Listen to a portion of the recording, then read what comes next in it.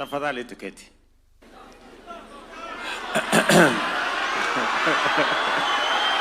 Asanteni sana. Ndugu walimu, hamjambo? Walimu hoye! Bwana Yesu asifiwe. Huyu naibu wangu mnamuonaje? Ni noma si noma? Ni fire si fire? Unajua ukitaka kufaulu, ukitaka kufaulu, unatafuta deputy amesoma kuliko wewe.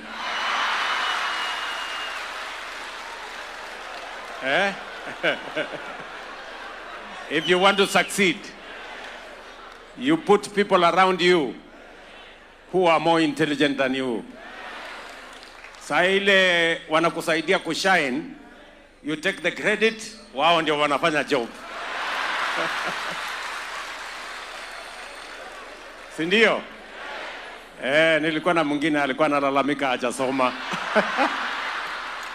Nikaona ataniangusha. Lakini ndugu walimu, mimi nawakaribisha.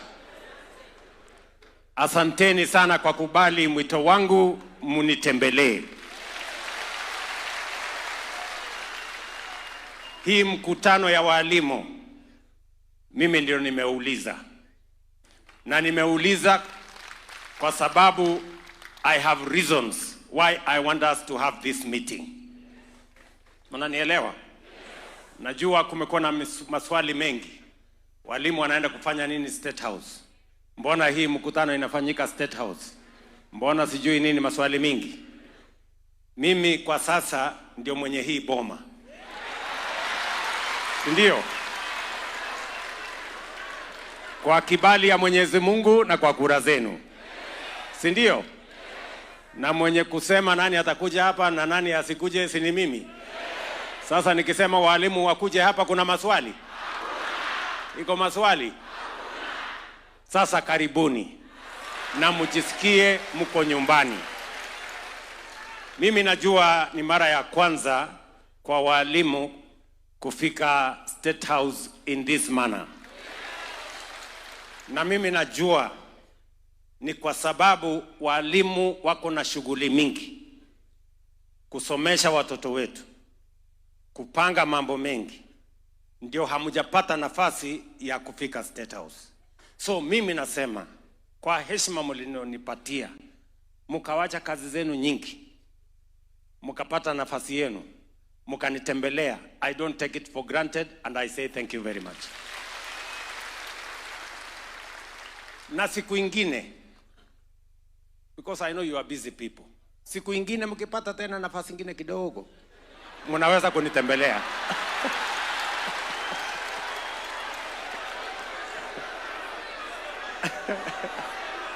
Sindio?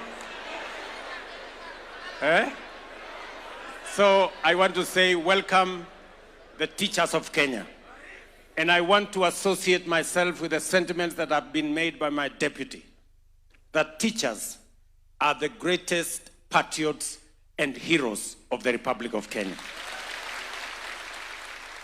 Teachers mind about the children of others. They spend sleepless nights thinking about the children of others. And I want to tell you, teachers, on behalf of parents, including myself and the people of Kenya, we are truly grateful for your contribution to the success of our nation. Na leo mimi nataka niseme ya kwamba I have reasons why I've invited you here. Na mimi nataka kidogo, mimi naona my deputy CS wale wameongea, mimi naona kama wako na njama ya kuniharibia mkutano. Sasa tuta imeingilia wapi kwa hii mkutano?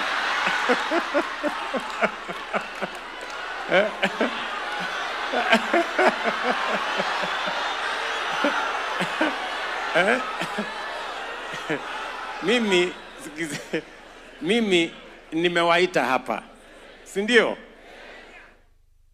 Sio kwa sababu ya siasa, hapana. Mimi nimewaita hapa kwa sababu nataka tuongee mambo ya Kenya na mambo ya elimu. Two things. Mnanielewa? Lakini as always, unajua we have a very interesting country. Si ndio? Unajua Biblia inasema mahali kuna wawili wamekutana ama watatu, Mungu yuko kati yao. Si ndio? Lakini Kenya hii mahali wawili ama watatu wamekutana, wanaongea siasa.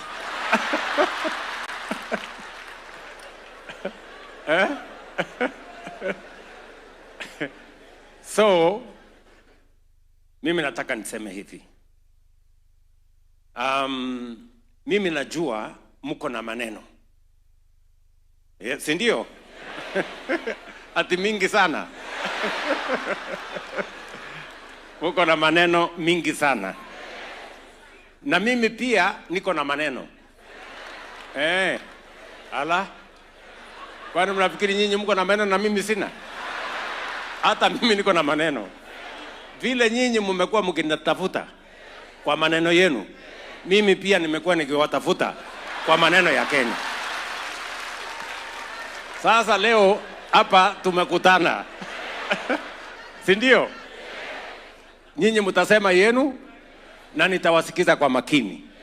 Na tafadhali mimi naomba nikisema yangu munisikize pia kwa makini. Si ndio?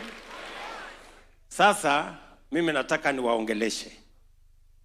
First, you as citizens and professionals of the Republic of Kenya. That is the conversation I want to have with you. Number two, I want to talk to you about matters education in Kenya. And then number three, I want to listen to you through your officials on the matters that you want me and the government of Kenya to address. And then number three, I want to tell you about the future of Kenya. And number four, I want to respond. Number five, I want to respond to all the issues that you have come to tell me. Na mwisho nitaketi chini muniulize maswali. Si ndio? Mnaonaje hiyo lesson plan?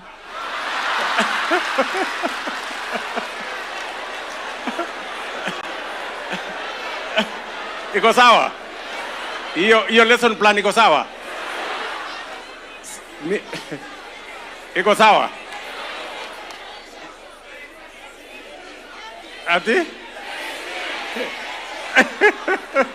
Ati exceed expectation. Sasa sikizeni. Mimi niliambiwa na mwalimu, unajua kwanza nawaletea salamu kutoka my former girlfriend, ambaye ni roommate wangu. Now my wife, ambaye ni mwalimu kama nyinyi. Amenikumbusha nilete salamu kwenu. Na alikuwa ananiambia lesson plan inaanza from the known.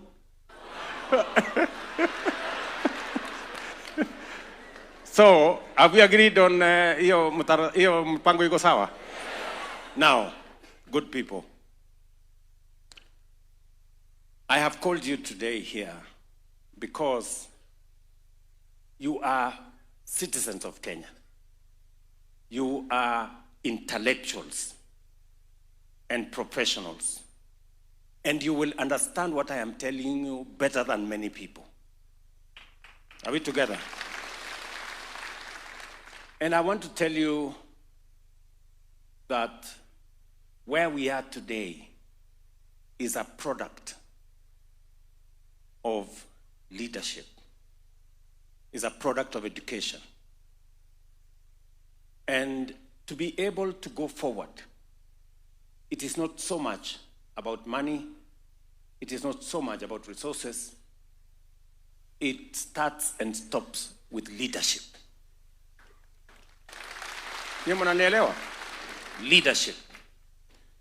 And I'm going to talk to you, and I am deliberate about this meeting, because there is a conversation we must have as citizens of Kenya on our present, our past experiences, and the future of this country. We must have that conversation.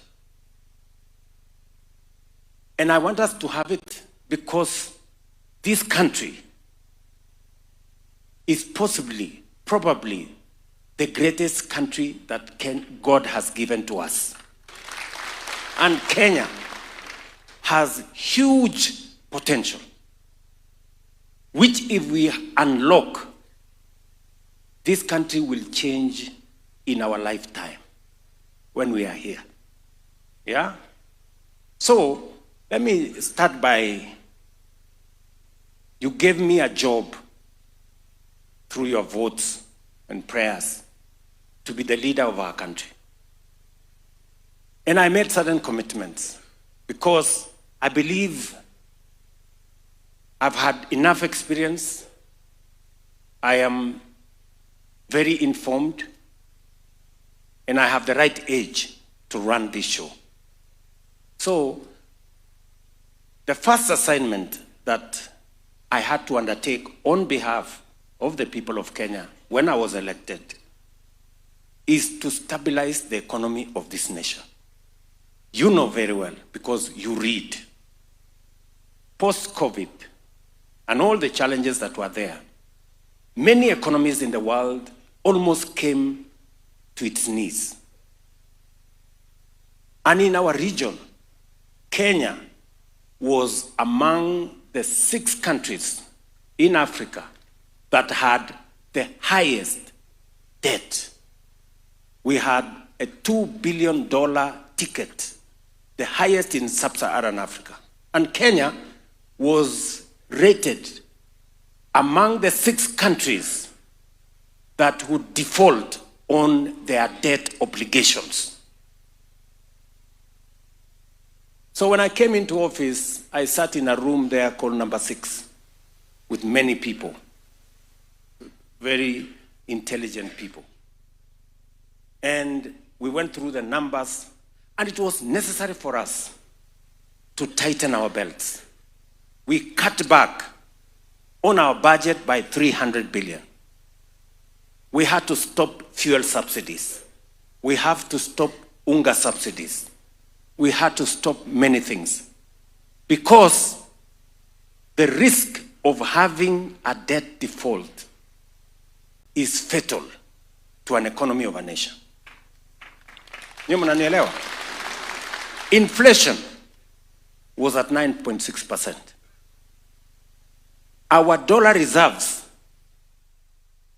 was $5.7 billion, only 2.5 months cover, import cover.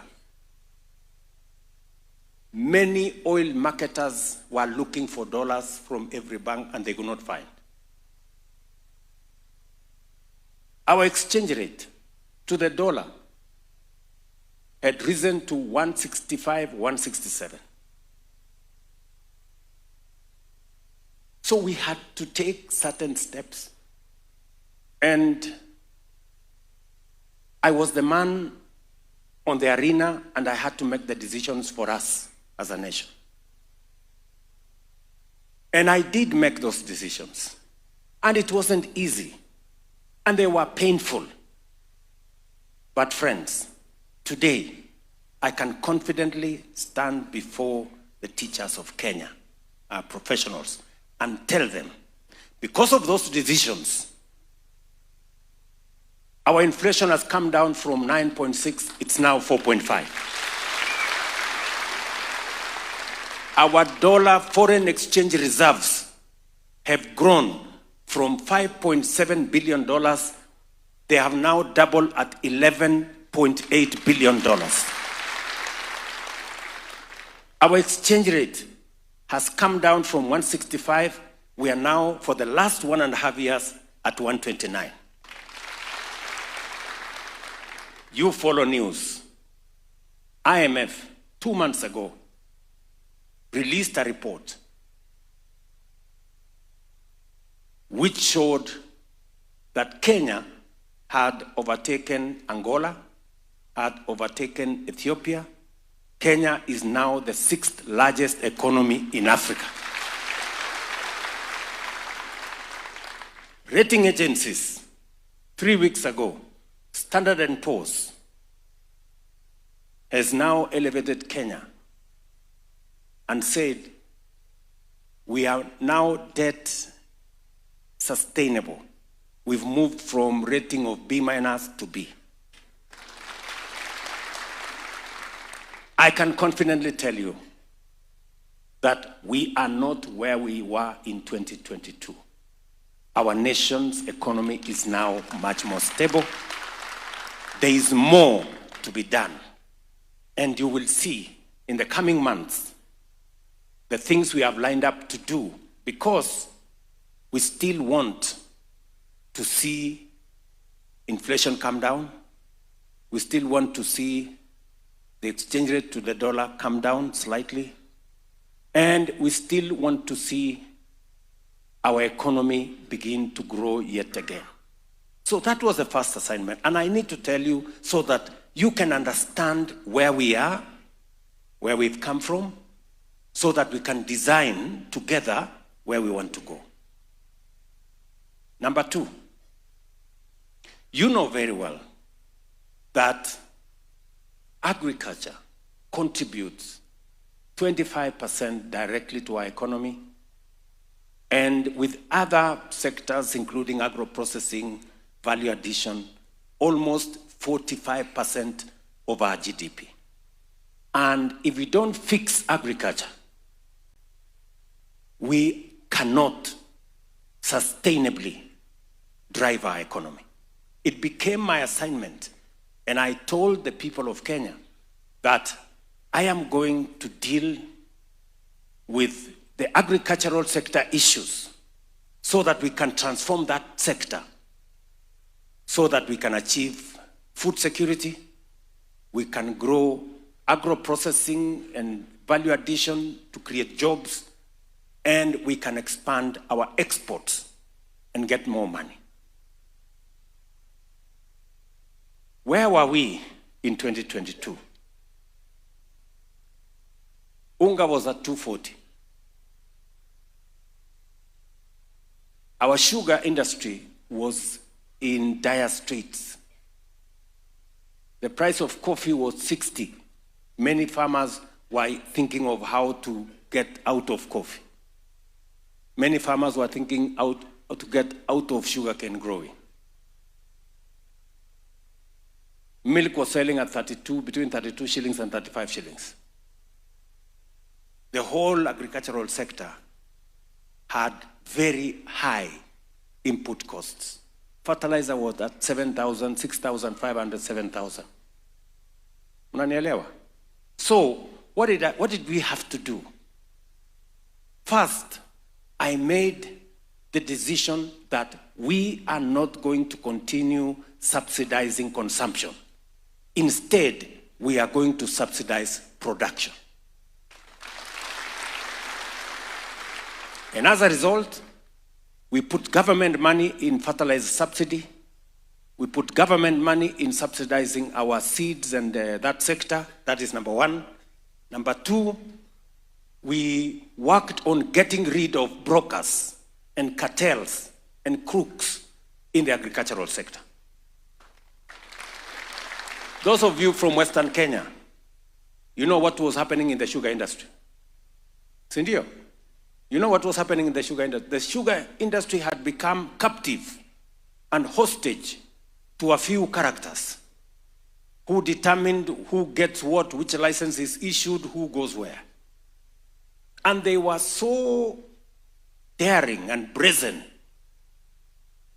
It took me to tell them, mambo ni matatu. Yes. Ama hamukusikia hiyo story? Yes. Kwani mngetaka nifanye nini? Watu wengine walisema ati nimethreaten watu. Hapana. Si ndio? This coffee sector was also a hostage of a few people. One person was a farmer. He has a license as a miller. He has a license as a broker. and he's the one buying coffee at the Nairobi Coffee Exchange. One person. Undermining everybody and causing confusion and making sure that they make the most money, farmers make the least. Munanielewa? So, we started by registering farmers, because if you want to have clarity on what interventions to carry out, you must work on the basis of data. You must have correct information. You must know. And that is why we started by registering every farmer. Today, I can tell you, in our Kiami's portal, we know we have the registration of every coffee farmer and their acreage, every tea farmer and their acreage, every sugarcane farmer and their acreage, every maize farmer and their acreage, wheat farmer, and on and on and on. We are now finalizing on our livestock farmers. As a result, because we are now working on the basis of data, we reduced the price of fertilizer to 2,500. We registered farmers. We got rid of the cartels. And we created new markets for our products. Today, working with China, we have removed tariffs for our exports of tea, coffee, macadamia, avocados to China. We've done the same with Japan. We are now working on India to create more markets. What are the results? As I talk to you today, the average of price of milk has moved from 35 shillings to between 45 and 50. Those of you who are coffee farmers, you're here. The average price of coffee has moved from 60 shillings in 2022. The average now is 110, 120, up to 140. Sugarcane, where government was putting money every year. The millers, they take farmers' cane, they mill, they sell. They don't pay the farmer for 6 months. They don't pay workers for 2 years. Government has to step in. I can now confidently tell you that we have turned around the sugar sector. From a production of 500,000 tons in 2022, last year, we reached 815,000 metric tons. In the next 2 years, we will reach 1 million tons. And in 3 to 4 years, Kenya will be a net exporter of sugar. We have already licensed 4 new sugar mills because people are beginning to discover that there is money in sugarcane farming. What was undermining that sugarcane farming is lack of transformation, cartels, and crooks, and people who were doing the wrong things in that sector. For the first time, we paid bonus to sugarcane farmers in Mumias. And I promise you, end of this year, we will do the same in Zoya, we will do the same in Chemelil, we will do the same in Moroni, we will do the same in Soni. We are not only turning around the sugarcane sector, farmers will make more money, and we will save as a country on foreign exchange. We don't have to import sugar. The net effect of our agricultural transformation is that maize farmers are making more money. You know, we raised the production of maize. Imagine we were importing a lot of maize into Kenya from all over the place. We were producing an average of 40 million bags. Last year, we produced 65 million bags. This year, by God's grace, our analysis, because we got better rains and we got better supply of fertilizer, we intend, our estimate is that we will get 75 million bags this year. What has happened? We have reduced by 70% imports of maize. We have reduced by 70% imports of sugar. And we have doubled our exports of dairy products. What am I saying? That sector is undergoing transformation. And I want to promise you that the 500 billion, imagine, 500 billion Kenya shillings we use every year to import food in the country. We've now cut it down from 500 billion to 300 billion. Our intention is that in the next 3 to 4 years, we will bring our import bill of food from that 500 billion, we are now at 300, we will bring it to zero. Because we can produce all our food in Kenya. We'll save on foreign exchange and we will put money in our farmers' pockets. Mnanielewa? Number 3, we agreed that we want to reform our education sector. You know, in 2022, citizens were not sure about CBC. In fact, as I campaigned in many parts of the country, parents, citizens were saying, let us abolish CBC. Ni kweli ama si kweli? Si ilikuwa namna hiyo? So my first assignment when I arrived here is to set up a presidential working party. Because if there is one thing we must never get wrong, is education. Because if we get it wrong in education, we fail as a country. That presidential working party worked with our manifesto. They looked at the areas, they listened to teachers, and I want to congratulate the teachers of Kenya. You became the largest contributors of ideas that today informs what we are doing. What has happened because of that engagement? Number 1, deliberately, by the way, and for your information, very few people can dare reform the education sector because it's a very sensitive area. A friend of mine told me this education sector is very sensitive. Parents are very particular about their kids. If you touch this sector, it is going to be something else. But I said, unless we get it right in the education sector, everything else will go wrong. So we went through this together.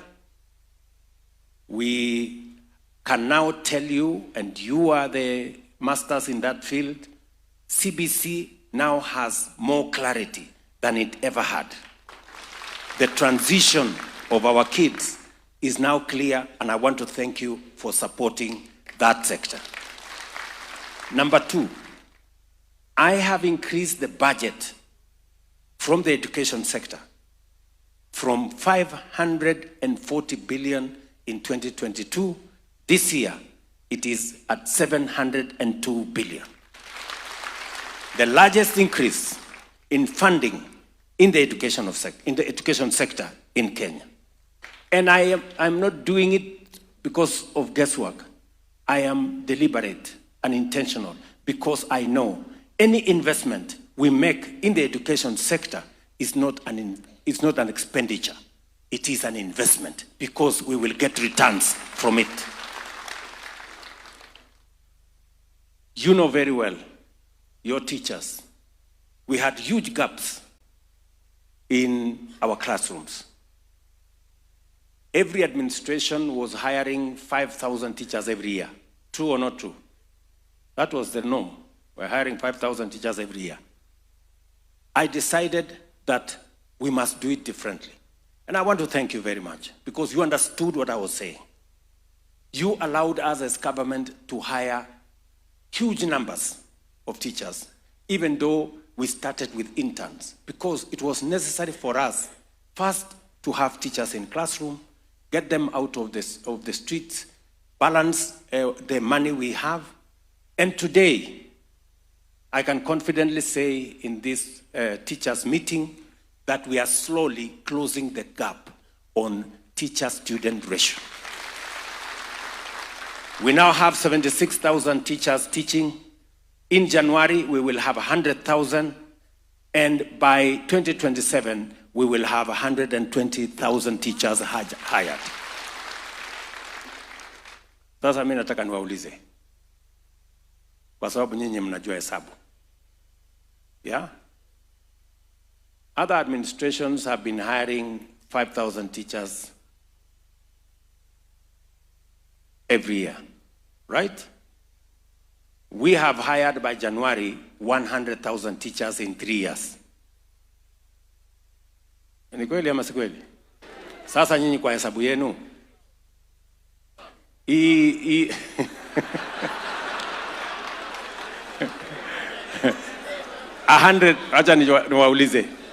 100,000 teachers, kama tungeendelea na ile mpango ya zamani ya 5,000 teachers every year, how long will it take us to hire 100,000 years? 20 years. So teachers that were supposed to be hired in 20 years, we have hired in 3 years. Ni kweli ama si kweli? Tunaelewana? On top of it, we have put money to have more classrooms. We have now built in the last 3 years 23,000 classrooms. And I want to thank members of parliament who are here, the chair of the committee and all the committee members. They have worked with me to make sure that we provide resources through CDF and through government resources to to build more classrooms, because classrooms and teachers form the foundation of learning. Then we can input the rest of the things in between. Tumekubaliana ndugu zangu walimu? On top of that, it was necessary for us to look at funding. And I am happy that we are going to be discussing later. I have seen in some of the asks you are going to ask me how we can enhance funding. But we had to start from somewhere. We had serious problems with our universities. Most of our universities, actually 23 of our universities, had been declared insolvent. Egerton University, Nairobi University, Kenyatta University. Most of our universities, Moi University was almost dead. Most of our universities were paying salaries, half salary. They were not remitting pay as you earn, NSSF and all those. We had a big crisis. And let me tell you, good people, the reason why I had to take a very informed stand on matters education is that if you want to destroy a nation, go to education and do the wrong things. Because for past so long, our universities were struggling. And it was not right, because what was happening is that we were sending so many kids to university. We're not providing the resources. They had to begin to cut corners. And ultimately, we were going to have half-baked graduates. And that is the reason why we had to have the difficult conversation on funding in our education, especially our higher education. I can now confidently stand before you today that our higher education, ask any vice chancellor, the new student-centered model has increased resources available for teaching at the university. In 2022, the maximum was 45 billion. If you go to this year's budget, it is 82 billion shillings, from 45 billion to 82 billion shillings this year. Universities can now pay salaries in full. They can pay their tax obligations. They can pay their suppliers. And slowly, we are bringing to the rails our university education. Our TVETs, the numbers in 2022, we had 340 students in TVET. Now we have 720, and I have agreed with the ministry that we want to have 2 million by 2027. in our Tibets. And by the way, it is intentional. And I will tell you why. I'm going to tell you why. Number 5, we have been thinking of an open university of Kenya for many years. Many countries have done it. I tried to do it when I was Minister for Education. I was moved, or was it fired before I could finish it. So, but I had promised that when I get an opportunity, this is one thing I wanted to do. Today, I can confidently tell you, we have the Open University of Kenya at Konza City. We now have 10,000 students in the Open University of Kenya.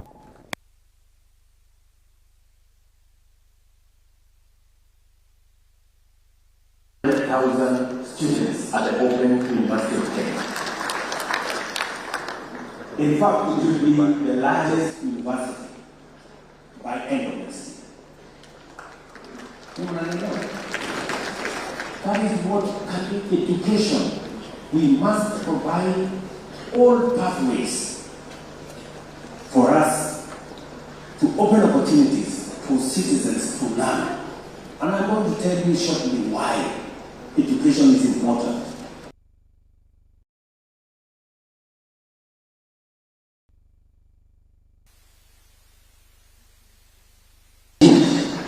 If we have to move Kenya to the next level, education is at the center.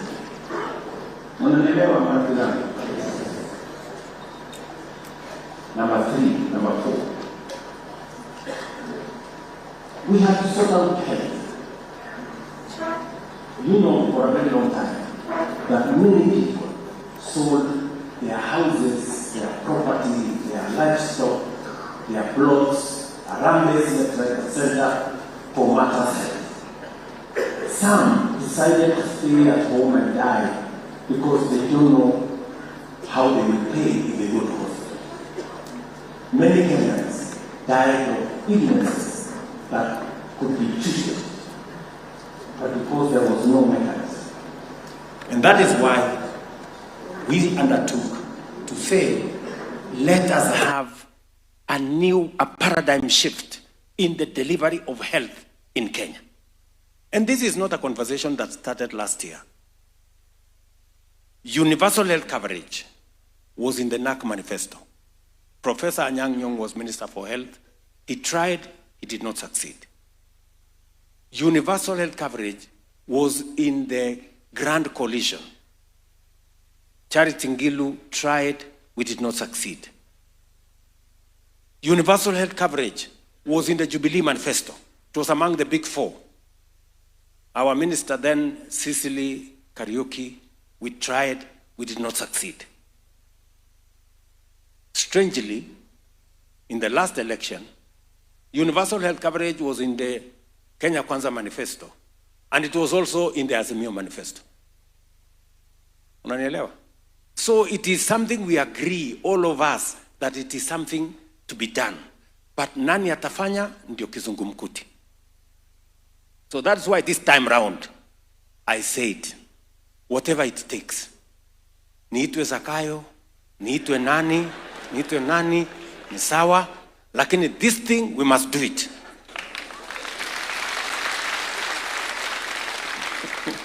My friends, you know, I can never have a better meeting than this. This is a meeting of intellectuals. Sindio? And that is why I must take time to explain to you, because you understand what I'm saying. So what did we do? We changed the structure of delivery of health, because why we failed in NAC, why we failed in Grand Coalition, why we did not succeed in Jubilee, is because we didn't have a sound legal foundation. Because universal health is not a roll of the mill, it's not a simple thing. It is probably the biggest project a government can undertake, because it involves every citizen. Health is not a sectional issue. Health is a national issue. So we changed the law. From one law of NHIF, we now have 5 pieces of legislation. We have passed 4. There is one now in the works in Parliament. We changed the funding structure. We've changed the delivery structure. And now I can confidently tell you, for the last 1 year, which we have implemented universal health coverage under SHA. It's been difficult, but you are beginning to see the results. SHA is beginning, there was initially, it's not working. And then it came to, it is working, but. So we are moving. Yeah? We are going to remove the buts. And I want to promise you, we are determined. SHA, universal health coverage, must work. Because the Constitution of Kenya, Section 43, says health is a constitutional right of every citizen. It is not a privilege for those who have money or those who can afford. Unaelewana marafiki zangu? So, we're implementing universal health coverage. NHIF had 7 million contributors. SHA now we are at 27 million Kenyans registered. It was a preserve for a few. We are now agreed that number 1, we are changing even the financing structure. The old NHIF, the low cadre of people, you know, wale watu wa chini huko, the lowest was 500 shillings. 500 shillings is for the people whose income is between 3,000 and 5,000 a month. Assuming even it is 5,000. If you tell somebody who is earning 5,000 a month to pay 500, what percentage is that? 10%, right? 500 is 10% of 5,000, isn't it? So the poor people, the people at the bottom of the pyramid, we are telling them, pay 10% of your income. And then mimi napata 1.2 million. Hawa wadosi wameketi hapa wanapata 1,100,000, 700,000, 800,000. Sisi ambao ni wadosi hapa, sitaki kusema yenu.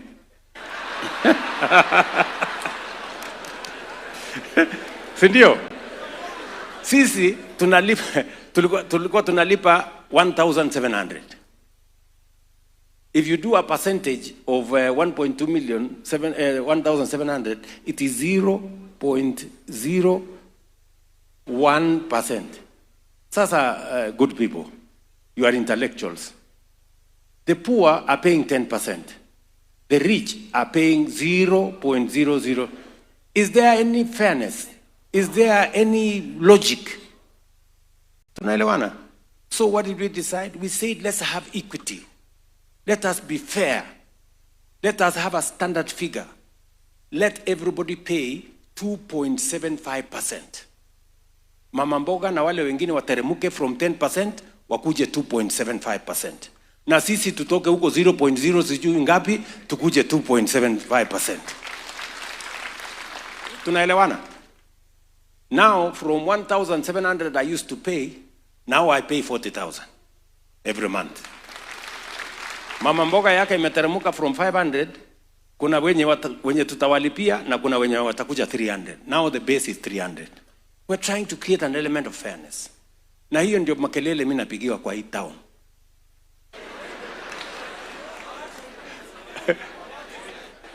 It's because, you know, we're just trying to be fair, good people. Why is anybody against fairness? So what has happened? We are raising more money.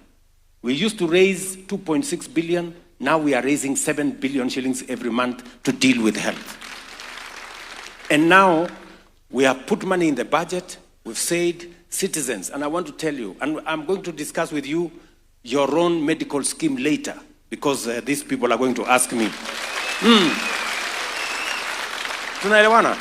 Yes, and I'm going to tell you what we are going to do on your medical bill. Because today, access for teachers is 7%. Access for civil servants is 14%. Ni mnanielewa? So there is something wrong with the medical cover.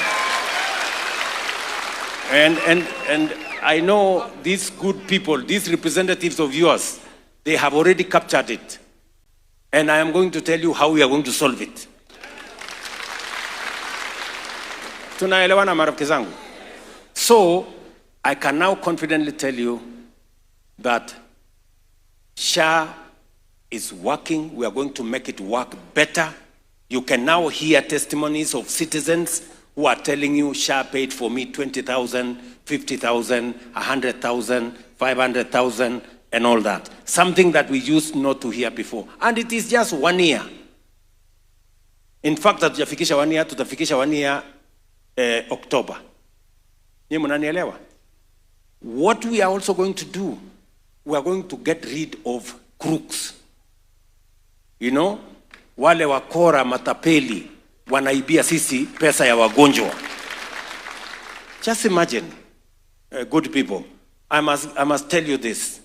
Just imagine there was a hospital here in Kino, naitwa St. Catherine, hapo. Ati walikuwa wanafanya operations more than Kenyatta Hospital. Pale Kino. So we became interested. It must be a very big hospital, doing all this.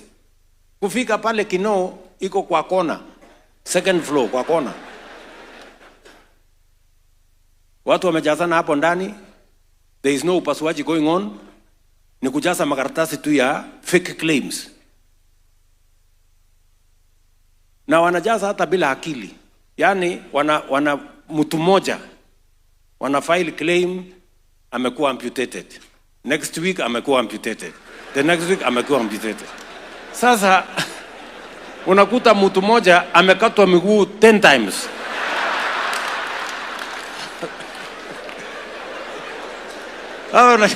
Unashangaa kwani huyu mtu alikuwa na miguu ngapi?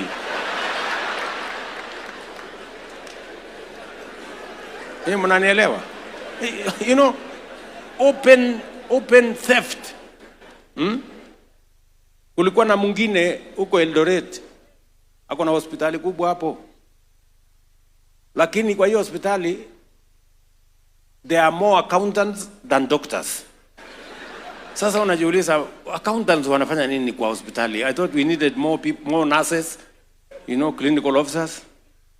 Fake claims. That is why when we were closing NHIF, there were debts of 32 billion. 32 billion madeni ya ukora. So tukawaambia, okay, we are ready to pay these debts. Leteni makaratasi tufanye verification. Waziri akagazette verification committee so that we can pay you your claims. Wakaenda kotini kusimamisha verification. What does that tell you? The claims are fake. Because if you genuinely have a claim, why don't you want it verified? Useme, I tweeted so and so, these are the numbers. Ndio huyo mtu nilitweet, ndio huyo nilifanya, ndio huyo nilifanya. So, what we have done now, admission is on a digital platform. Discharge is on a digital platform. We are now moving to biometrics. An ID is not going to be enough. Fika hospitali, weka kidole, tunajua huyu ni mtu fulani, endelea. Kwa sababu wengine hata wanachukua ID ya mtu amekufa anakuja kufanyia ukora. Tunaelewana jameni? Running Kenya is a difficult job, my friend. Unajua saa zingine watu wako na akili ni very difficult kurun kwa sababu wanapanga akili kitu mzuri na pia wanapangia akili mambo mengine ya kombo. Tunaelewana? So all I want to tell you is that we will deal with fraud, we will deal with fake claims. You saw an incident in Mumias juzi. Simuliona kwa magazeti sijui. Bishop moja amesimama hapo amesema hii watu ni bure kabisa. Hii SHA kuna kitu. Karibu tunafunga hospitali. We cannot pay our workers. SHA wamelipa sisi only 9 million. Na tumeweka claims juu ya karibu 100 million. Nikaona sasa askofu ako na kola. Nikasema this must be serious. Nikapigia waziri. Niambia waziri, umesikia maneno ya huyu askofu? Amesema Musalia amesema uongo, hakuna, tujapatiwa pesa. Nikamwambia mniletee data. Aletewa data. Ndio hii cash transfer, electronic transfer ya pesa, bank ndio hii, nini ndio hii. Nikamwambia waziri, please enda kwa hiyo hospitali Mumias. Tunataka kusaidia askofu. Pengine askofu wako na ukweli. Kufika Mumias, askofu amepatiwa, bwana askofu, ndio hii makaratasi. Siku fulani ulilipwa pesa fulani, mpaka tukaita bank manager wao. Bank manager ana confirm tulipata hii pesa. Ya hiyo hospitali inaitwa sijui St. Mary's. Tulipata 98 million. Nyinyi mnanielewa? Askofu ndio huyo, I'm sorry, I was misled. Really? You know? Nyinyi mnanielewa? Wenye kumwambia askofu hiyo story yote ni watu yake kwa hospitali wameiba from his own hospital. Nyinyi mnanielewa marafiki zangu? So we are going to deal with fraud. Mutasikia makelele, but it is because if we don't deal with fraud, we will not succeed in anything. So I just want to confirm to you, we are going to make sure that health sector works.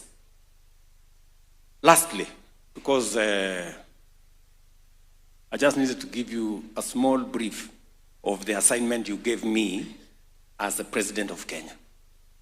Lastly, it matters to create jobs for our young people. And you know, jobs don't happen. They are as a result of deliberate, intentional policy decisions. That's how you create jobs. That's how jobs are created everywhere in the world. So we have 4 pathways that we intentionally decided we are going to pursue for us to get young people. As we invest in education, we must also find pathways for them to be meaningfully engaged. So number 1 is our housing program. Many people ask me, wewe, nani alikuambia tunahitaji manyumba? Si kila mtu uko kwake. Simulisikia hiyo story. Who told you? But let me ask you, good people, sindio? If you look at the manifestos of all parties for the last 30 years, housing was a permanent fixture. Housing, my friend, former Prime Minister, alianza the first slum upgrading during the Clan Coalition government hapa. Ndio? Because housing was part of the plan then. Jubilee Manifesto, for those of you who are in Jubilee, among the big 4, one of them was housing. In this last election, hii election imepita, manifesto ya Kenya Kwanza ilikuwa na housing. Manifesto ya Azimio ilikuwa na housing. Complete with 1.5% levy. Ilikuwa kwa, go and read the manifesto ya Azimio. Sasa, sisi wote tunakubaliana, this is something what we must do. And we must do housing for 4 reasons. Number 1, we have 7 million people living in slums. Urbanization is a reality we must live with. The future is urban. Whether you like it or not, by 2050, half our population, half the world's population, including that of Kenya, will be living in cities. So either they come to live in cities, in slums, or we begin to make sure that there is decent housing. Ni mnanielewa? So, na hii housing tulikuwa naye tangu zamani. So, when it came to Jubilee, mimi na Uhuru Kenyatta, my boss, tukasema, we must implement this thing. Tukapitisha sheria, tukapanga ile mambo yote. Kwanza, my friend Uhuru akaniambia, I have a very good person, a very good professional, ako South Africa, anaitwa Charles Hinga. Tuende tumtafute. Tukaenda tukamtafuta huyu Hinga, tukamlete. Tukamfanya PS housing. Tukasukuma gurudumu, tukaenda bunge. Kila kitu iko tayari. Levi ikaanza, kelele ikaanza. Sasa kelele. Sasa one morning Uhuru akanipigia simu, William, kuja. Yes, Bwana President. Akaniambia, wewe, siwe uko na nyumba? Nikama Bwana President, mimi niko na nyumba. Sasa hii kelele yote hii tunapigiwa, hii ni ya nini? Kama watu wataki hii mambo ya housing wakwende, wacha hii kitu ipotee. Housing ikazamia hapo. Nyinyi mnanielewa? Shida, last election, manifesto ya Jubilee ya Kenya Kwanza, housing. Manifesto ya Azimio, housing. Si ndio? Si mimi nimekakuja nikasema, wacha ni hii kitu imetusumbua muda mrefu. Let me be the one to bail the cat. Si ndio? Housing ndio hiyo, tumepitisha, wabunge wamenisaidia wamepitisha, kila kitu iko tayari, levy ndio hiyo. Kelele.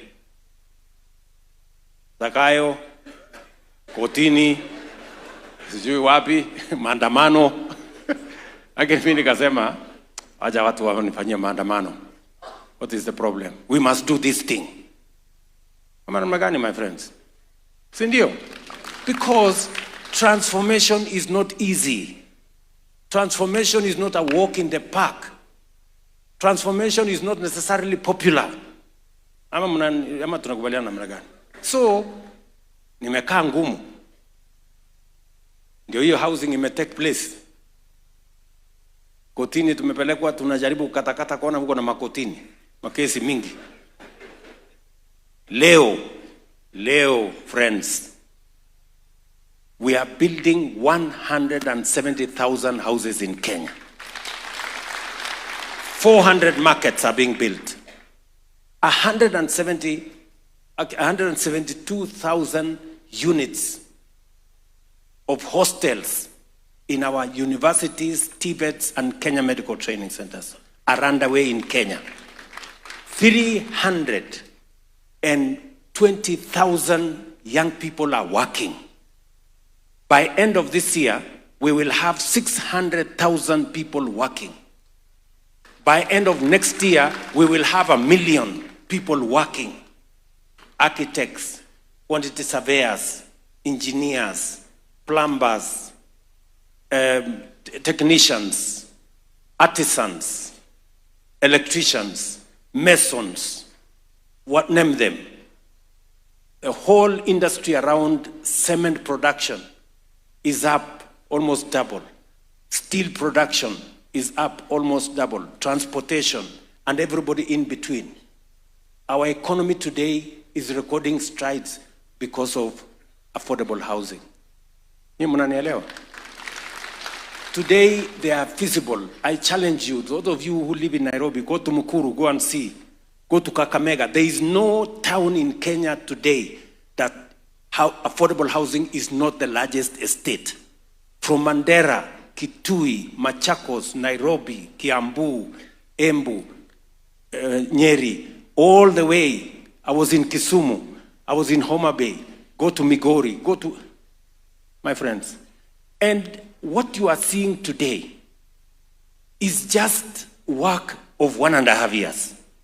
Explain to me, in 10 years, in 20 years, I promise you, you will not recognize Kenya. Yes.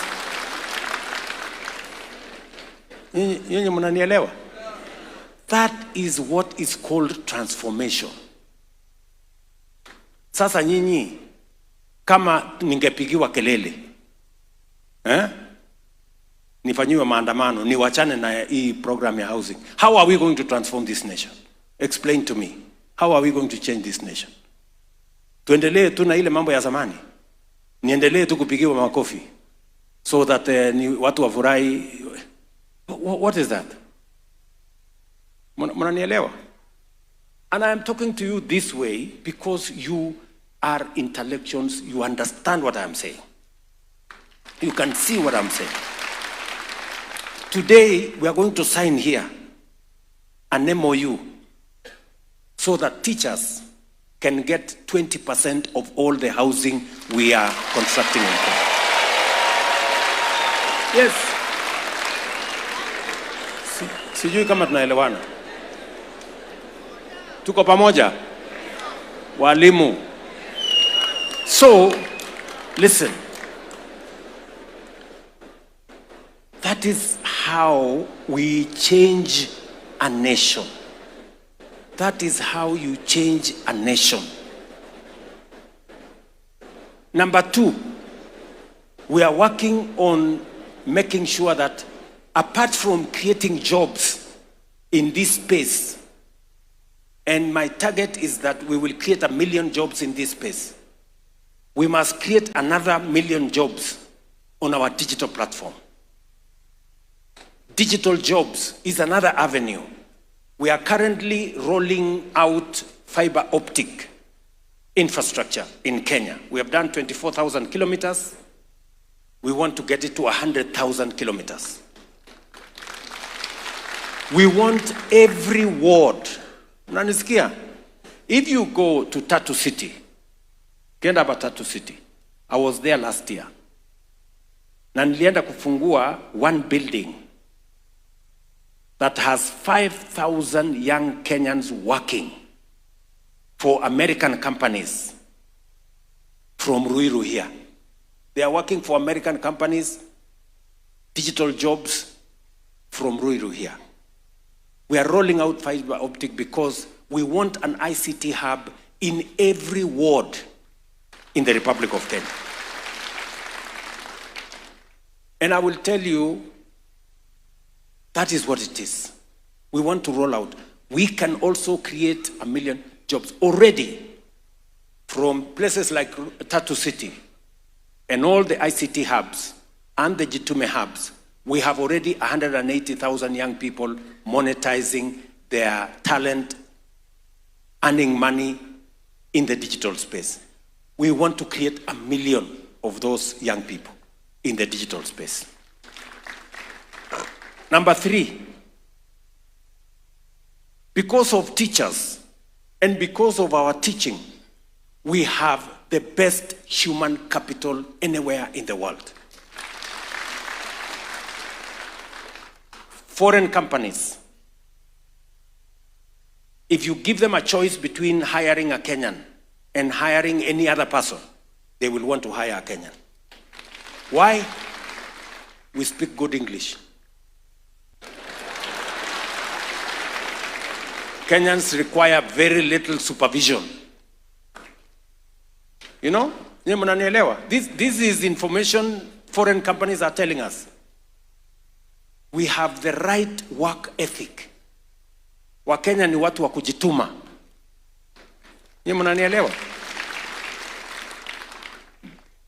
And that is why I am proud to be a president of Kenya. You know? Najua watu wa Kenya ni wa kujituma. Kazi yako ni kuzuia tu wasipitishe mke. Ukiwaambia barabara ni hii. Utaenda mbele tu kuambia hapana piga kona. You see? So, what is happening?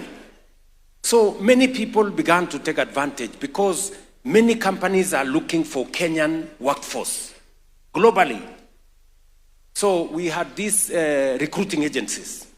They realized that there is an opportunity. They began to take advantage. Unakuta mtu amechukuliwa pesa yake, unaenda Saudi Arabia, unakuta ile kazi uliambiwa sio hiyo. Unaenda mahali ingine, unaenda unadhulumiwa. Unaenda mahali ingine, unaenda unaumizwa. Ile pesa uliambiwa utalipwa, unakuta sio hiyo. So when we came in, we straightened what we call National Employment Authority. Tukafukuza hawa employment recruiting agencies, almost 1,000 of them, that were crooks. We have streamlined that space. We have streamlined the registration of recruiting agencies. We have signed bilateral labor agreement with countries where Kenyans go to work. That bilateral labor agreement gives us the knowledge. Now we know any Kenyan who is going to work in UAE, Saudi Arabia, Germany, France, America, wherever, Austria. Now we know what job are they doing, how much money are they being paid, and we have refused in certain instances that if you are not paying this amount, we have a minimum. We are not going to allow a Kenyan to go out of the country to go and earn 5,000.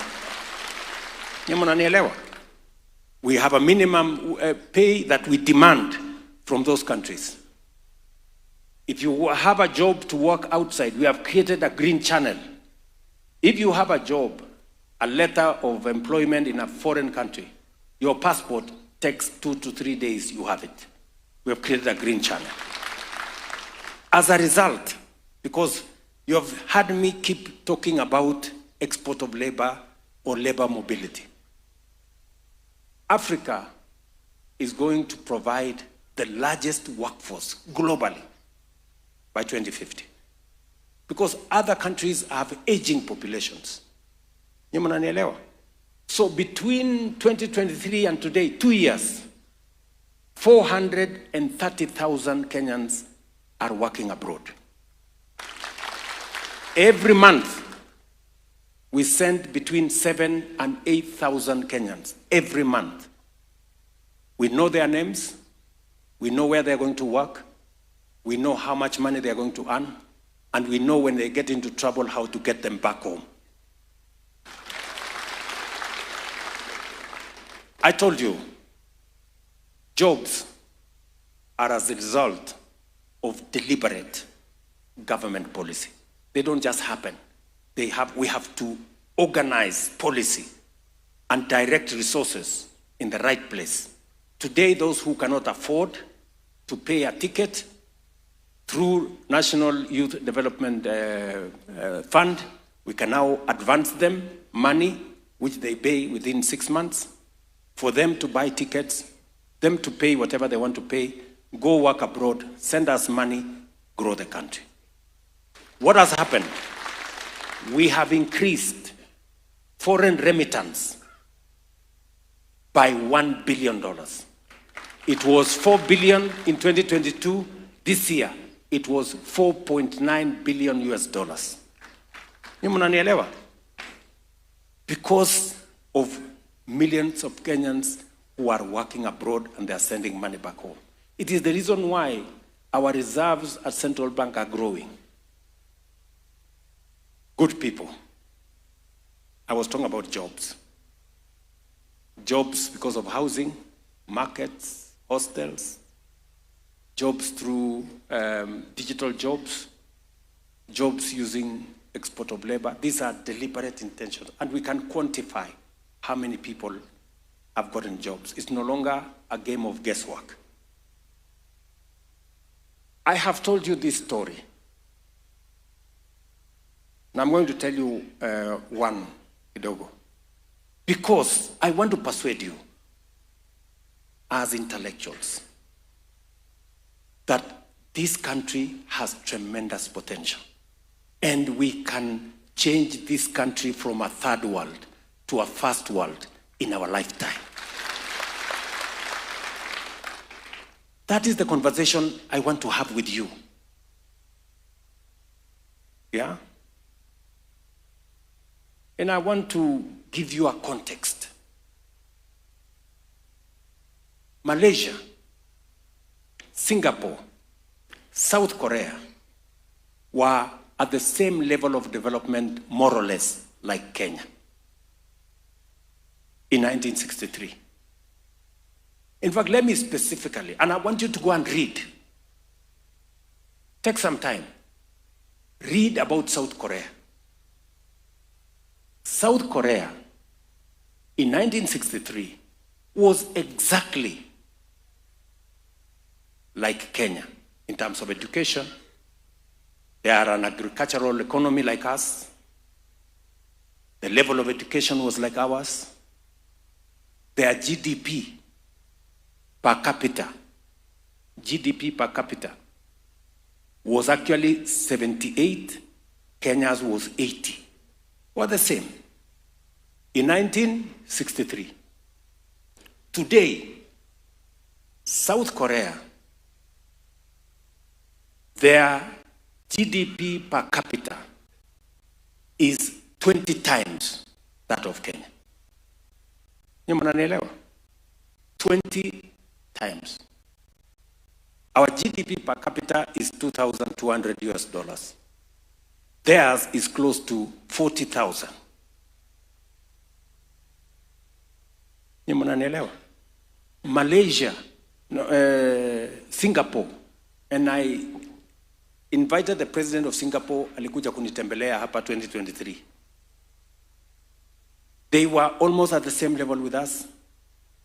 Today, Singapore has 95%, almost actually 98% of their citizens are homeowners. Kenya, 7 million people are living in slums. You see the difference? 98% of their citizens are homeowners. Where to 7 million are in slums. Forget about home ownership. Home ownership ndio hii sasa tunapanga na affordable housing. Singapore was a slum like Kibera yetu hii. Watu walikuwa wanapika pombe, wako na nguruwe hapo, wako na kuku mbili. If you see the pictures, if you see the pictures, Singapore, it is exactly Kibera. Today, Singapore is in the first world. Their GDP per capita is 156,000. Yetu ni 2,200. Ni mnanielewa? What is the difference? Leadership only, nothing else. Leadership ndio imeleta hiyo difference. And I'm talking to leaders here today, you. Mnanielewa? I'm talking to you as leaders. We can change this country. China moved from being one of the poorest countries in the world to the second largest economy in 30 years. Why am I telling you this? I am trying to persuade you that it is doable. It is doable. You are the intellectual community of Kenya. If Kenya is going to change, you are the agents of that change. My friends, teachers, this is the reason I called you here today. Because we, as the leaders, we are the ones standing between Kenya, between today and Kenya being a first world country. We are the reason. Whatever it is that we do will determine whether Kenya becomes first world or Kenya continues to be a third world. And if you had any doubt in your mind that this is doable, let me give you some examples of what is possible to be achieved if we make the right decisions. Number one, those countries have learned the practice of savings. China's savings as a percentage of a percentage of GDP is 55. Kenya's percentage of savings as a percentage of GDP is 10. Which means everything we get, we consume. We forget that there is tomorrow and there is the day after.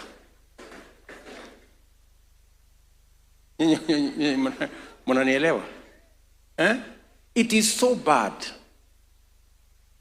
that we tried in 2016 with my friend Uhuru Kenyatta. We said we must change this because we are embarrassed. Even our neighbors, just imagine, good people, Uganda is half our economy. Sindio? Uganda is half of the economy of Kenya. But they have 3 times, maybe 4 times, a bigger national security fund than Kenya. Why? Because for 40 years, tumekuwa tukicontribute shilingi 200 kwa NSSF, 200 shillings. Mtu ana earn 50,000, 200 shillings. Mtu ana earn 100,000, 200 shillings. Mtu ana earn 200 shillings. Na contribute 200, employer ana contribute 200. Uganda, 20 years ago, they changed the law. Employee 10%, employer 5%. Tanzania, they changed the law. Employee 8%, employer 7%. Ni mnanielewa? Today, Uganda has a bigger social security fund than Kenya. They have a bigger savings kitty than Kenya. Tanzania, which is 60% of our economy, has a bigger social security fund than Kenya. In fact, Tanzania social security fund is building a 24 building here in Upper Hill. Mimi niliulizwa niende nianzishe. Ni mnanielewa? Sisi tuko pale kwa 200.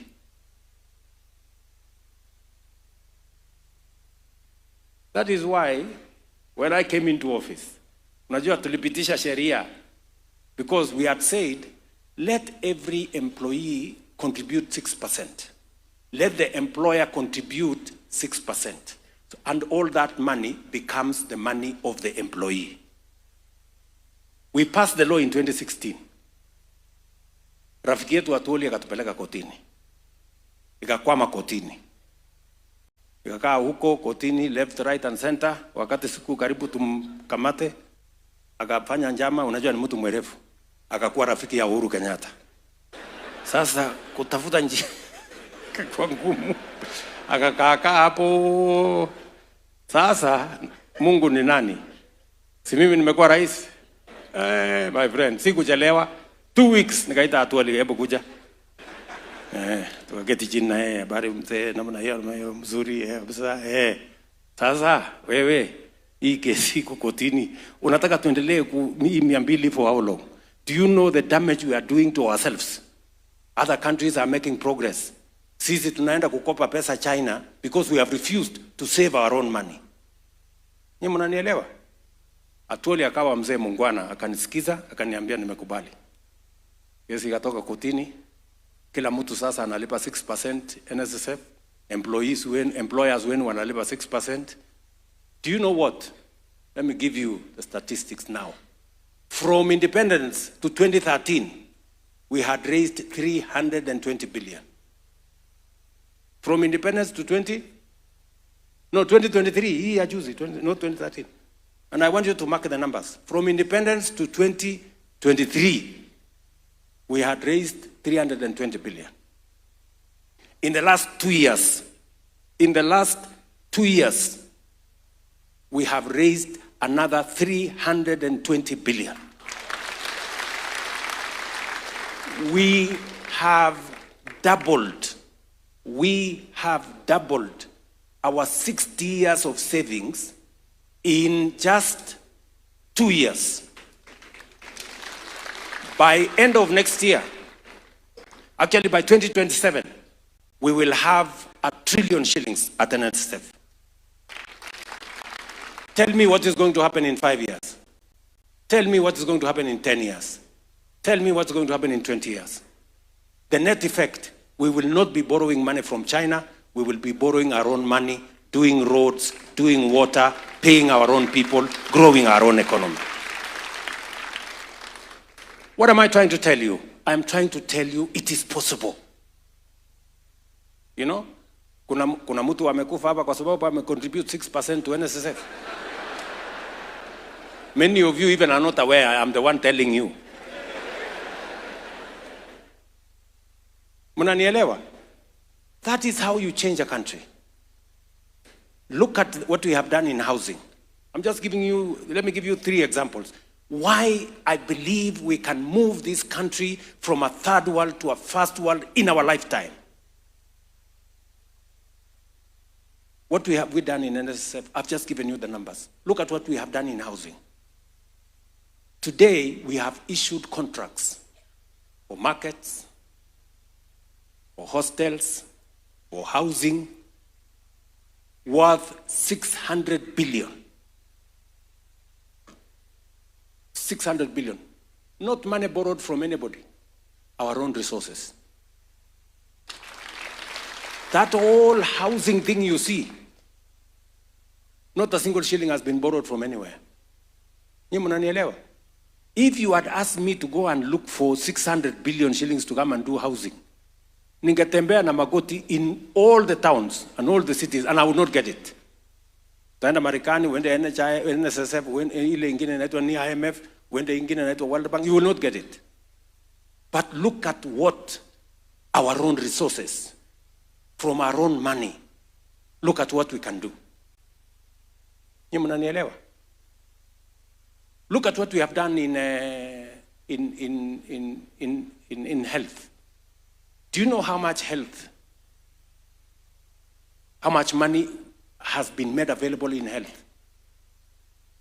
From our own contributions in SHA, we're going to have something like 90 billion every year. From our own resources in equipment, we have mobilized, we have designed innovative, creative mechanism of delivery of equipment. We are now taking equipment to hospitals worth 200 billion shillings.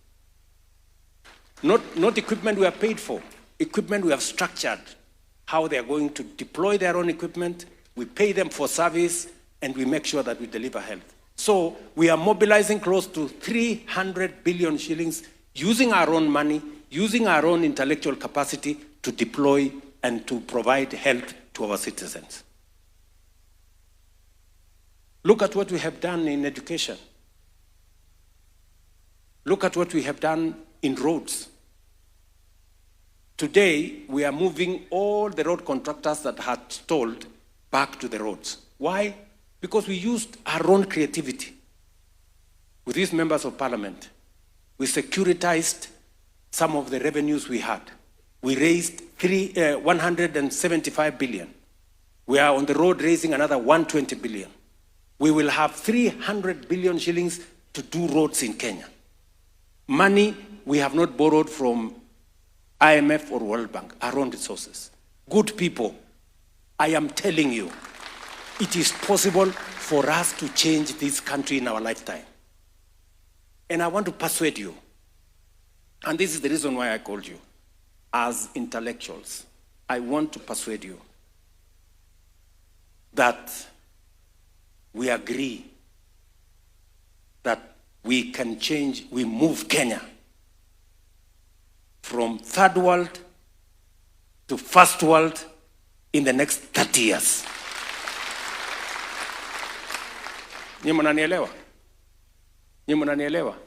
If South Korea could do it, we can do it. If Singapore could do it, we can do it. And we have demonstrated, I have shown you that it is possible. Hii makelele tulikuwa tunapigiana hapa na maandamano, you can see the results in housing. You can see the results in education. Why are we not about William Ruto? It is about Kenya and us and changing our country for the sake of this generation and the generations to come. Friends, marafiki, sijui kama mmenielewa. Mmenielewa? Na hii sio siasa. Forget about politics. Politics is small, hiyo maneno kidogo. We have a whole country to think about. We have the future of our nation to think about. We can stop, you know, we be able to everybody, you know? And I can tell you 3 things are important: leadership, education, and we must stop corruption. Kenya will change in our lifetime. And I have every intention to do my bit. I'm asking you to do yours. I'm asking you to help me. Let us work together for us to change Kenya. Sijui kama tumeelewana, my friends. Mimi nawaomba kwa unyenyekevu. You know, and I called you here so that we can begin to discuss, to have a conversation about this Kenya. The possibilities that are available in Kenya. This is the most non-tribal gathering. You know?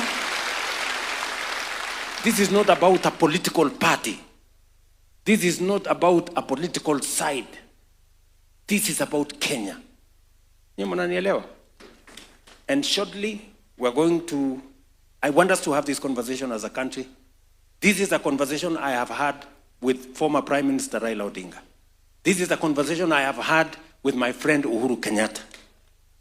Because we must stop partisan things, sectional, you know.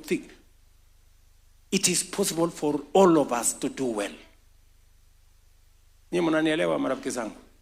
Please, good people, this is why I called you. Yeah? I really wanted to have this conversation with you. To tell you, and I wanted to call this conversation, to have this conversation with you now. Because if I had this conversation with you 3 years ago, you would tell me housing is not possible. You would tell me universal coverage is not possible. You would tell me reforming NSSF is not possible. Nikasema wacha kwanza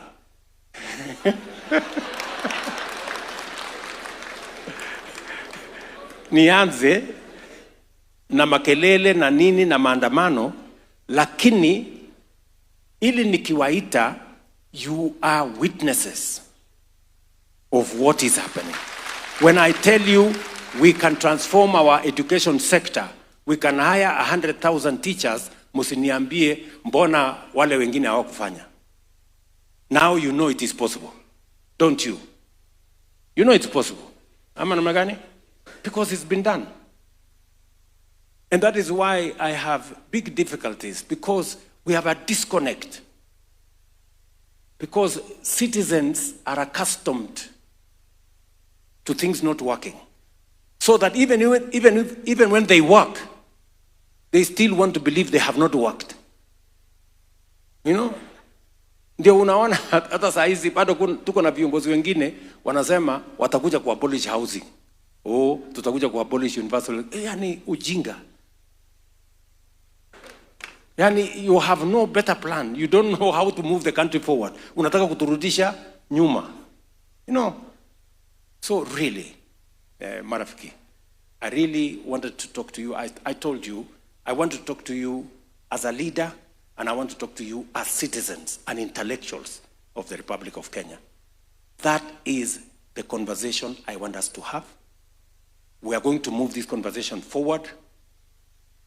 We will not believe the naysayers.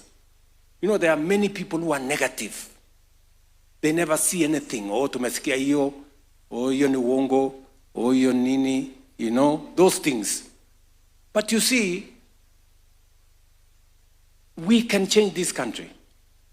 And I have great faith that we can do it together. Tunaelewana? As the lawyers say, I rest my case. Nimemaliza.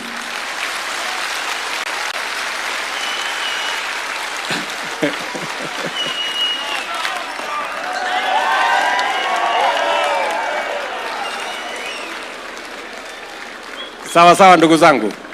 Asanteni sana, tuketi. Now, let me come to si nilikuwa na lesson plan.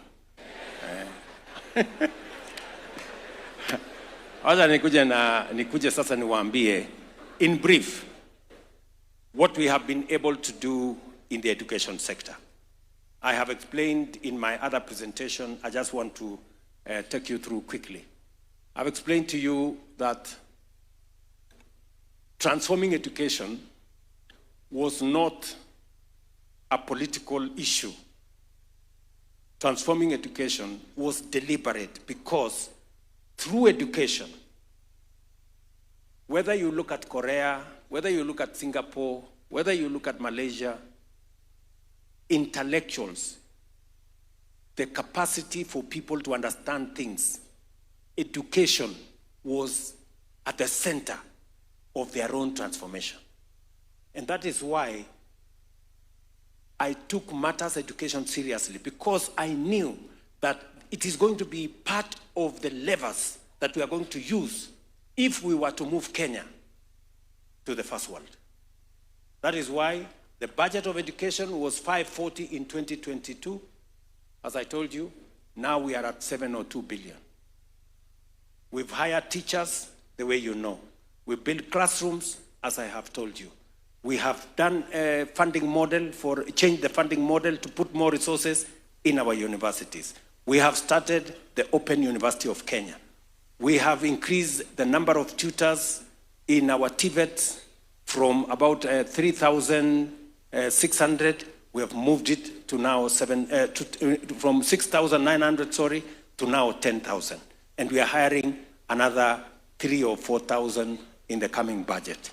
We have moved in the number of private sector companies that are now working with our TVETs. We've moved them. We used to have 65. Now we have 2,800 different companies providing training, internship for our students in TVET. It is our intention by 2027 to move the number of students in our technical, vocational, and training institutes from 340 in 2022. We are now at 720. We will have 2 million by 2027 because technical education, the STEM subjects, are what are going to drive our industrialization. The reason why we have 6 new special economic zones is because industrialization is going to be the engine that is going to drive our economy, even as we move from an agro-based economy, we must industrialize. And that is why Kenya is championing the Africa Green Industrialization Initiative, which I am driving at the AU, and we are going to take it to the United General Assembly, because that is the way we want to move the country.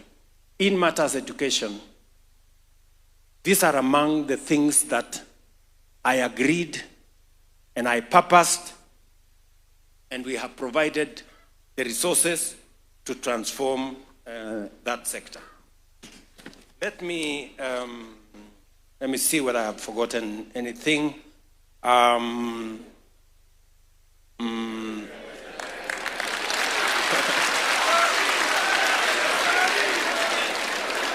think I have captured most of the things, you know? I think I've captured most of the things. The one thing that I just wanted to give you the beacons of what we are doing in matters education. From making sure that we have adequate resources, we've increased the budget significantly. No other administration has increased the budget that much. We've brought in more teachers, built more classrooms, started, operationalized the Open University of Kenya, which I have told you by December 2026, we will have 100,000 students learning. It will be the biggest university in Kenya by 2026 in just 3 years, because education is important. Knowledge acquisition is important. That is how other countries have driven their own transformation. That is how Singapore left us behind. Malaysia left us behind because they invested in education. And that is why I moved to the third section of this morning's lesson plan. I said that third section, there are things we have done in education. They are significant. You have participated in those things. But I know you have ideas on how we can make it better. Sindio? You have ideas on how we can make it better. I have gone through it. I have seen that there are some brilliant ideas that you have brought through the MOU the memorandum, that was sent to me by the associations and the unions. I want now somebody to make a presentation of what you think we can do better to deliver on this very central subject of education. You know, I think one or two of the colleagues here will do that presentation to us. And then from there, I will respond to some of the issues that you have raised. Some of them we can do now. Some of them we can plan to do in the medium term. And I'm sure we will agree on how education is going to play a central role in moving this country to where I want us, all of us, to move the nation to. And then finally, if there will be any questions for me, I will be more than willing to respond or clarify on some issues. And then we will do the final things, alafu tutamaliza. So, who is going to make the presentation of the items that the memorandum, who will do it? You will call them. Yeah, so one or two people can make that presentation. Thank you very much. Thank you very much, Your Excellency, for those insightful, for the insightful speech. Your Excellency, allow me to call the leaders of the unions, Your Excellency, and as colleagues to you, the Secretary General of Kenya National Union of Teachers. Your Excellency, sir, here before you are 3,300 Kenya National Union of Teachers leaders